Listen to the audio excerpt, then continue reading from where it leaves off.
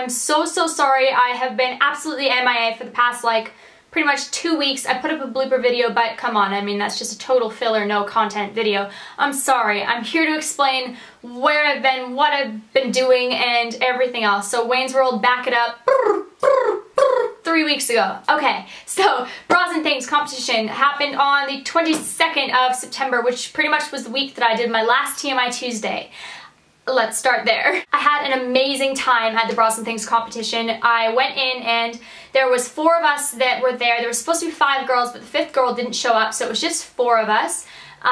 We got sized and fitted in our looks. We had 5 different looks that we had to show, and we ended up getting to keep everything that we modeled, which was like wickedly awesome because it was probably around like $300 worth of lingerie and like bras and underwear and stuff like that, which was amazing. Like, I was so happy. So the competition went really well. I had such a blast. I didn't make it to the finals, but that's totally okay. I had a lovely time. I'm so happy that I had the experience, and thank you so much to everybody that came out, that came and said hi. I really appreciated your support. It was a wonderful day. The weekend after Bras and Things was IMATS, and I had such a great time. I actually have an IMATS video that I will be posting. I've just been so behind with all my videos, as you guys have probably noticed.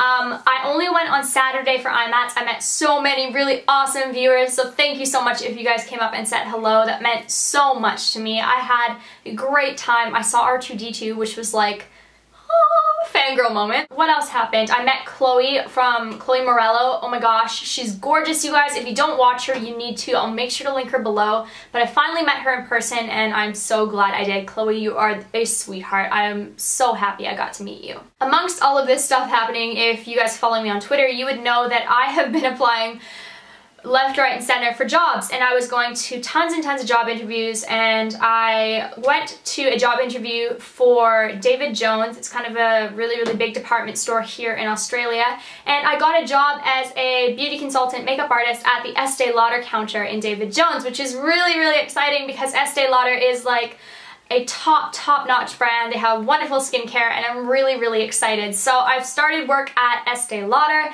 and I of course have been super busy from that. In amongst that, we have also been apartment hunting. Glenn and I are looking for an apartment and going to viewings, and it's really busy. And after all of that kind of subsided, we decided that since we don't have an apartment yet and we still, like, Glenn owns this house, we decided that if we did want to get an animal, now would be the time to get an animal, so that we had time to like house train it and housebreak it, or like it would get over its anxiety and stuff like that. So we ended up getting a puppy, and her name is Lola. If you guys follow me on Instagram, you will have already seen tons and tons of pictures. I put them on Facebook as well. I'll leave the links down below if you haven't seen them. Follow me there and you'll see all sorts of stuff like that. I'll be doing an introduction video on introducing Lola to you guys, but I'm not going to show her in this video yet. You'll have to wait for the introduction video or see her, ooh, you're snoring, or see her on Instagram. So yeah, Lola, my new baby. With that being said, in no way or form have I replaced my cat, Obi. Obi is still in Canada living with my parents, if you guys didn't know that. It is next to impossible to get an animal into Australia, and I think it would be kind of cruel to uproot him because he's just settled in at my parents'. He has a huge yard to play in, he has people that love him, and that would be awful to be shut in a cage, have a 15-hour flight, and then be in quarantine for like over a month in a strange place that you didn't know, and not to mention it costs $1 billion trillion. So since Glenn and I aren't planning on staying here permanently, we didn't really think that that was a smart decision, and especially it just wasn't nice for Obi. So in 3 years time, or however long we're going to be here in Australia, we'll all move back to Canada, and we'll bring Lola because it's a lot easier to bring a dog into Canada than it is to bring anything into Australia, and we will have a little sister for Obi. So no, I'm not by any means replacing Obi. That would absolutely hurt my feelings if you guys thought that, because I Skype him weekly. He is my first and only cat love. I love him to bits. So yeah, I didn't replace him. Last thing that I want to get into, kind of to catch you guys up before I start answering some questions, is my cleanse. I told you last video that I did a TMI Tuesday, which was like 3 weeks ago, oh my god, that I was about to do a cleanse, and I am on day 4 of said cleanse, and I haven't been I haven't been vlogging this cleanse only because I thought that I would be an insanely grumpy bitch because I haven't been eating, but I'm actually in really good spirits, so I might do a little bit of a vlog today. I think what I'm going to do is just kind of talk about my experience. It would be really boring to vlog it. Like, all I'm going to do is like taste the juice and be like, oh, this tastes bad, oh, this tastes good. So that's not really helpful. I want to do like a comprehensive video on how I found the cleanse, what it was like not eating and stuff like that. So that video will be up hopefully in the next week or two. And yeah, I'm going strong on my cleanse. It's definitely weird to not have eaten for the past 4 days.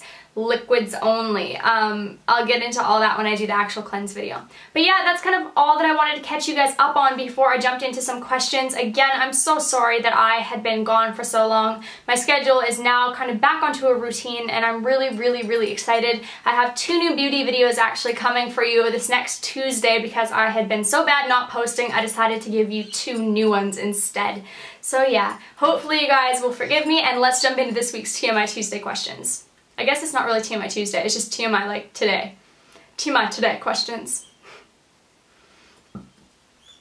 I guess it's not really TMI Tuesday, it's like TMI today questions. Fruby's X asks, have I listened to any of the Alice Cooper syndicated radio shows? Yes, I have. I did when I was in Hawaii with my family for vacation. I can't seem to really find it here in Australia, but I did listen to it once, and he's awesome. I mean, I love Alice Cooper. He is such a character. He's a smart businessman, and he makes rockin' good music. So yeah, I liked his radio show a lot. Baby Bear asks, what do I like about Mac computers? Anything you want to do media-wise, you can do it. And I really like that because I am a person that does video or photos or stuff like that, and it really caters to that. And the editing programs and all of their programs are super basic and simple, and you can teach yourself, and that is huge in my books. I don't want to spend so many hours trying to teach myself how to use just a simple program. So yeah, I would always stay with MacBook. Free to be 95 asks, what is my favorite non-domestic animal? I'd have to say some sort of big cat. I don't know, like a panther or tiger or lion or mountain lion or something like that. I like cats, and I like big cats. Telesfish says, I saw that you followed Blake Shelton on Twitter. What is your favorite Blake Shelton song? I actually only follow him because he is insanely funny. I don't think I've ever heard a Blake Shelton song. I didn't even know that he was a singer until I saw him on whatever that was, like The Voice or something. I saw a clip with him in it. So yeah, I don't know who he is, but he's really funny on Twitter, so I follow him. Nikinka asks, do I swim in the ocean in Australia? Yes, I do, but not super regularly, just because I have extensions and I don't want them to get all dried out and salty, and then they just feel really gross. So I mean, going swimming for like an hour in the ocean versus having nice hair, I'd rather have nice hair.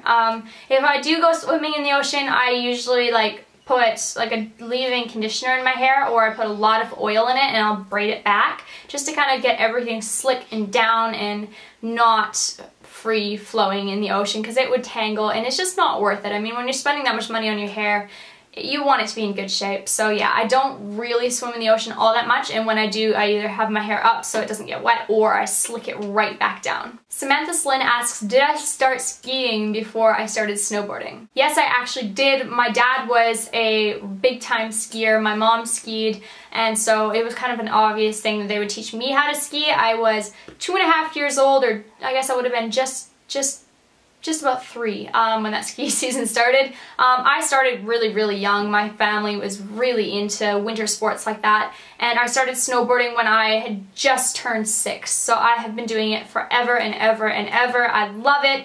It is one of my favorite things to do in the entire world, and it breaks my heart that I haven't been able to do it this past year because of living in Australia. So it's really hard for me to continue skipping winter as much as it's nice to have summer.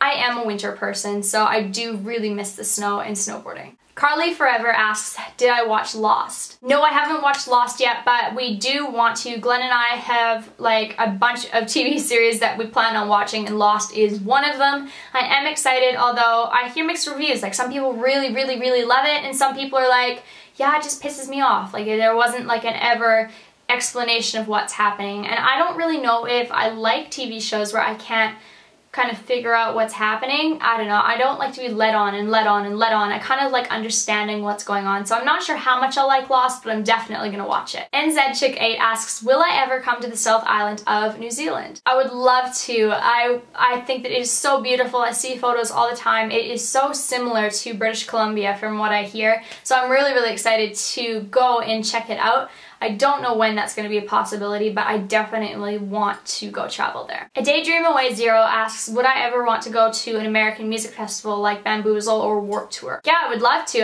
I'm not in the area, so it's not like I'm going to fly over for a music festival, you know? If I was in North America, absolutely. I've tried to go to Warped Tour in Canada when it travels up through Canada, but it didn't happen, and I don't know, I would love to go, but I'm just not really there when they happen, you know? If I end up being in the area, I definitely would buy tickets. So they look great and the lineups are always awesome. So yeah, maybe one day. XDollyX asks, how soon is it to say I love you to your significant other, and when did Glenn and I say it? I think it really depends on your relationship. I mean, you don't want to rush it. It's not something that you just want to dive into and startle the other person with or whatever. I mean, I think you definitely need to get over that first initial phase of like puppy love and your first initial stage of lust and oh my god, this person's new and I really, really like them. Like, I think it takes at least about 6 months to kind of get to that stage where you kind of have your head on straight and you really do realize that you love someone and you love them for specific reasons, and you know, I don't know, I've said it too early once and then I regret it, and it's not something you can take back, you know? It's something that when you do it, you dive in head first, and so make sure that you really are ready to say it when you are ready to say it. Now, with that being said,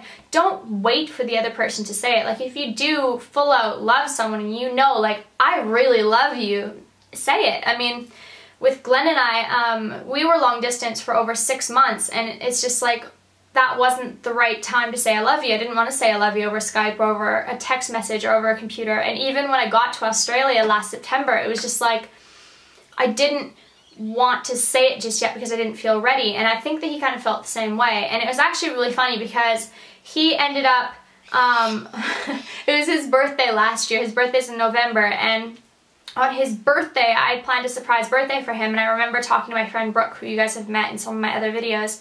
I had been going back and forth being like, oh my god, I really want to say I love you because I know I love him. I've loved him this entire time. I just don't know if it's the right time to say it. And she's like, oh, you have to say it, you have to say it. And I remember I threw him a surprise Mexican fiesta birthday party, and I remember on his birthday card I wrote Te amo, which is I love you in Spanish. And I was like, well, he doesn't speak Spanish, so I wonder if he'll know what it means, or if it does, maybe he can like look it up and then it's like a cute way of saying it. But I ended up saying I love you pretty much earlier on that day, and it was really, really funny because I had said, we were lying in bed and I looked at him and I'm like, okay, I need to say something. I'm going to like have a heart attack and hyperventilate until I do, so just let me get it out.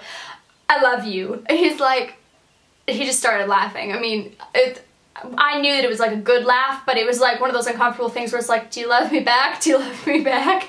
And I knew that he did. It's just, you want to hear it back. And of course he said it back, and it was actually really funny because he literally got out of bed, ran out to the car, and in his glove box of his car, he had kept this little piece of paper that he wrote on the back of a Starbucks like employee, what are they called? Like an evaluation form. He wrote on the back of it a little note to me saying that he loved me, and that Starbucks card was from Vancouver, and he had wrote that like 8 months earlier. What was it? Just about 8 months earlier, when he had just been leaving Canada the first time, and he said that he wanted to give it to me then, but he wanted to wait to make sure that like this was it and it was be all end all and that it was gonna happen. And it was pretty cute that he knew back then, and the same as me, but he didn't say it because he wanted to make sure that this was our be all end all, and it is, and I'm so happy that we did wait. It made it so much more special. So yeah, that's my little blurb story about Glenn and I. But back to the topic of when it is time for you to say I love you, you really do know, and don't be afraid to say it. I mean, girls can say it to guys, guys can say it to girls, it doesn't matter, or girls can say it to girls and guys can say it to guys. I mean, whatever, floats your boat, but don't be afraid to say it. Don't be afraid to be the first person. So after that long rambly rant, I'm going to end off TMI today. Thank you guys so much for sticking with me and allowing me to have a little bit of space when I need it. I really appreciate it. Also, thank you so much for 40,000 subscribers. I'm so appreciative. You guys rock. I never in a million years thought that I would ever have this many people watching my channel. I mean, I'm a complete spaz. Who would have known that spazzes like me can have people like you watching me? I don't know, but thank you. I really do appreciate it. I will see you guys in my next video. Bye!